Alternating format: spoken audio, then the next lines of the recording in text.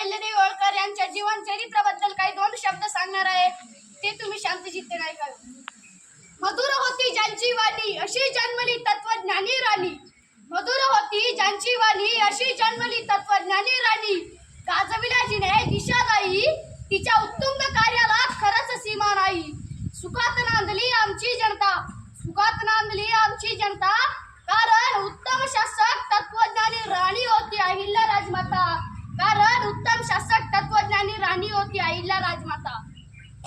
एक अतिशय दानशूर, कर्तृत्ववान व धर्मपरायण कार्यक्षम राज्यकर्ती म्हणून राजमाता पुण्यश्लोक अहिल्यादेवी होळकर हे नाव मराठ्यांच्या इतिहासात सुवर्णाक्षराने लिहिले गेले आहे. त्यांचा जन्म 31 मे 1725 रोजी चौंडी या छोट्याशा खेड्यात माणकोजी शिंदे व सुशीलाबाई यांच्या पोटी झाला. धनगर समाजात जन्मलेल्या या अहिल्याबाईंचे लग्न वयाच्या 8व्या वर्षी शूर पराक्रमी सरदार मल्हारराव होळकर यांचे पुत्र खंडेराव यांच्याशी झाला. खंडेरावांच्या आईचे नाव गौतमीबाई होते. कुशाग्र बुद्धीची देणगी लाभलेल्या या सुनबाईंवर सासऱ्यांचा मोठा विश्वास होता. मल्हाररावांना खंडेरावांपासून 2 अपत्य झाले, मालेराव हा मुलगा आणि मुक्ताबाई कन्या.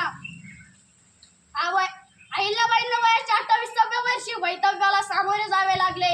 पती खंडेराव कुमेरीच्या लढाईमध्ये वीरमरण पावले.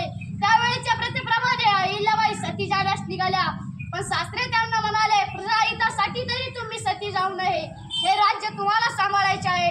अहिल्याबाईंचे नाव मराठ्यांचे इतिहासात अमर झाले. त्यांची धर्मपरायण आणि उदार वृत्तीच त्यांच्यासाठी कारणीभूत ठरली. बाई काय राज्यकारभार करणार अशी दरबारी मंडळींची अटकळ त्यांनी सपशेल खोटी ठरविली. अशी शंका घेणाऱ्यास त्यांचा जुना दिवाण चंद्रपूर गंगाधर उर्फ व गंगोबा हा प्रमुख होता.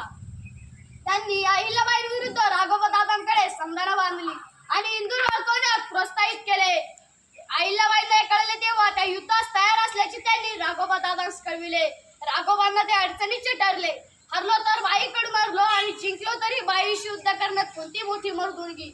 शेवटी त्यांनी माघार घेतली. अशा रीतीने बाईंच्या लौकिकात आणखीच भर पडली.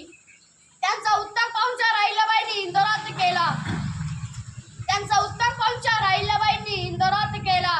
अहिल्याबाईंच्या आयुष्यातील एक अविस्मरणीय घटना, त्यांची लौकिक वाढ वाढणारी आपली कन्या मुक्ताबाई हिचे स्वयंवर घोषित करताना त्यांनी जाहीर केले की जो कोणी चोर, लुटार, दरोडेखोर यांचा राज्यात बंदोबस्त करील त्या शूर व्यक्तीशी मुक्ताबाईंचा विवाह करून दिला जाईल.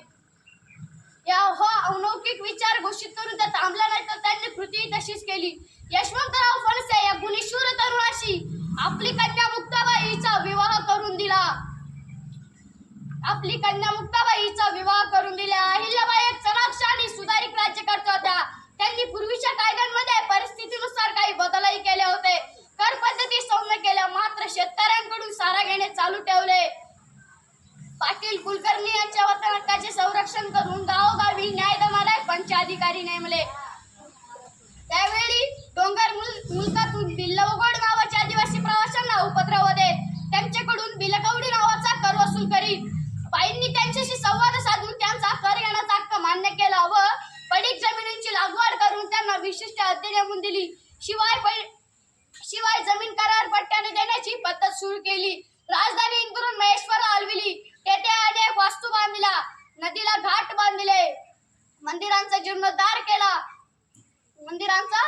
जीर्णोद्धार केला व अयोध्या, काशी यांसारखी मंदिरांची स्थापना केली. शेवट जाता एवढेच म्हणतो की पुरुष जातीचा बडगा छेदून केली तर तुम्ही समाजसेवा. भुकेल्या पोटी घास देऊन तृप्त केले लहानल्या जीवा. जात धर्म